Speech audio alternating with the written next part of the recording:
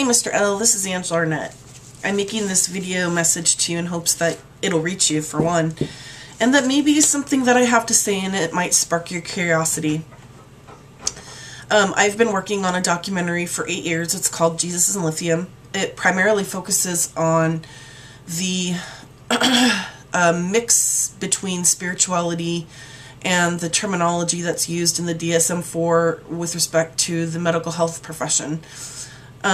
There's a lot of people who have had visions and prophetic dreams, and I am one of those individuals, and who are labeled either mentally ill or sick, or, you know, there's a disease or something that's wrong with your brain. And that was never the case. I had a spiritual encounter in 2004 with God, which segued into another spiritual encounter in December of 2004 with Jesus. I went through a 6-year boot camp on everything from the inception and creation of the planet through how angels interact with humans. Did a lot of studying, did a lot of research, did a lot of experiencing, did a lot of life, lived a lot of life. And this particular documentary really just needs help with the like post-production. Like, most of the stuff that I have are these clips that need to be chopped down and put into a context to where I can make, you know, either like a 7-volume DVD collection or just a couple of small little pieces to submit for certain contests for documentaries. In 2004, I wrote a screenplay called Thinking While Smoking, and I wrote it in 17 hours. I came home on a Friday night from work and was going to take a bath, and I was just about ready to dip my toe into the bathtub, and for some reason I had this really strange feeling that I wasn't alone. And I went over to my computer and I sat down and I opened Word and I typed, and after I was finished, I opened my eyes and read what I had written and didn't quite know what it was, and then it was like this wave of an epiphany washed over me, and all of a sudden there were these characters that were in my head.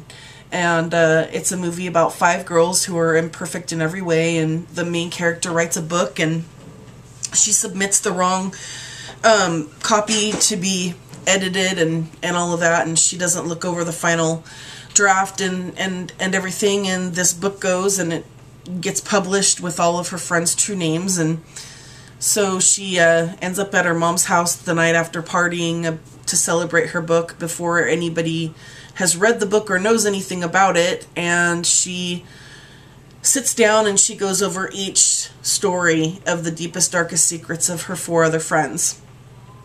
It's formatted, it's copywritten by the Library of Congress, it's ready for to get, you know, shopped around. I don't really necessarily know if that would ever be something in the realm of which you would be interested in working on.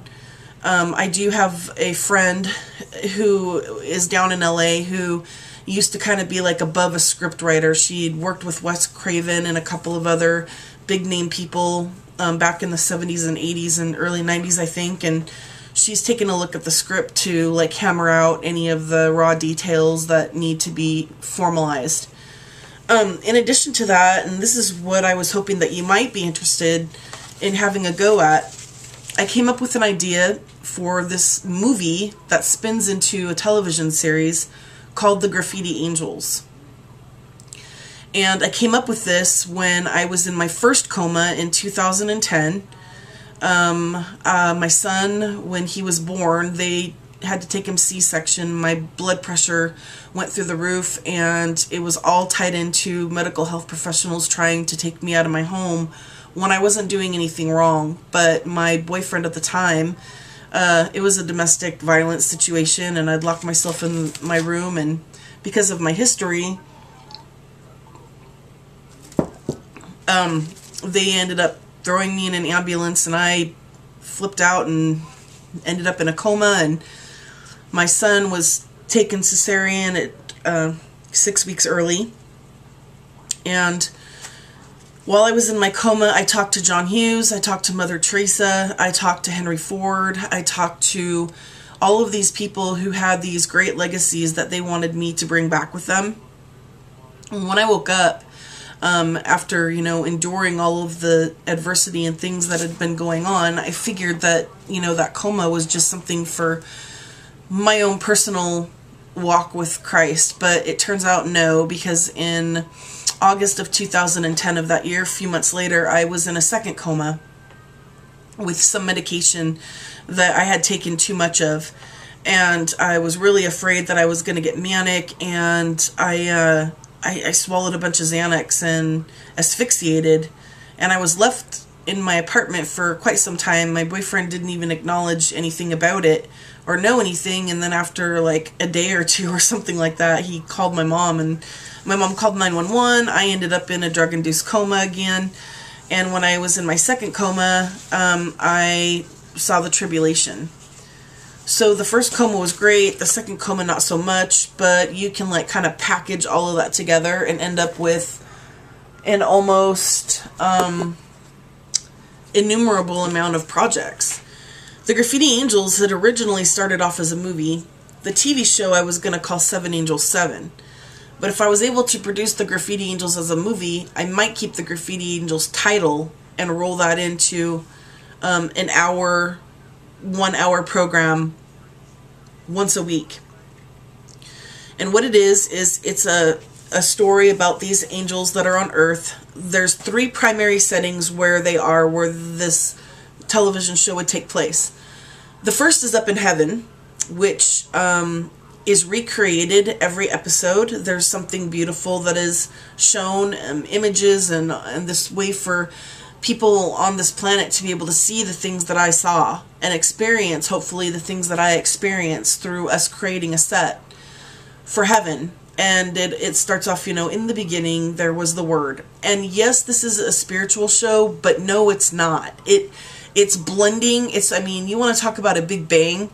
It takes the best elements of Roseanne and the amazing creativity that she had to be able to bring these characters into life, to apply, you know, her background and her relationships to make this wonderful show. It has a lot of, you know, Big Bang Theory elements with the way that the characters interact as far as the comedy. It has the smitten kind of raunchiness that 2.5 Men has. I mean, it basically pulls the best of the creme de la creme of every single little twinkle or piece of glitter that you have ever created in your life and brings them all together. The second place that this television show is filmed is in the apartment complex where all the angels reside in these different apartments throughout this huge complex. And so you also have, in addition to like the core characters of the angels who are interacting with heaven and coming up and going down all the time, the cast constantly changes. But intermixed with this apartment complex are just regular human characters too. You're looking at a really big cast for something like this, and I can't think of anybody that could pull it off better than you. And that's why I'm making this video. The third place that the television show takes place is at their work. The angels actually have a legitimate building, cafeteria, you know, a whole, it's kind of like a ministry meets a university meets, you know, this power plant of energy. And so these angels have to kind of, you know, just disguise themselves or not let anybody ever know that they're angels living among humans. And the one way that they're able to transcend in back and forth between heaven and earth is they each have a distinctive little cross that no person can see. But when they put their head up against the pads to get, you know, to get clearance for certain things, they each have a distinguishable cross that you can see at certain times in the program that is beautiful. It's Revelation 22:4. If you want to look that up, you'll understand exactly what I'm talking about. This is it's epic. It's something that's never been done, and the way that I want to do these things, these are new, bold, brave, creative, you know, courageous ways to share the gospel with the world in a way that people don't feel uncomfortable. It doesn't matter what religion you are, you'll love it. So anyway, I'm going to cut here.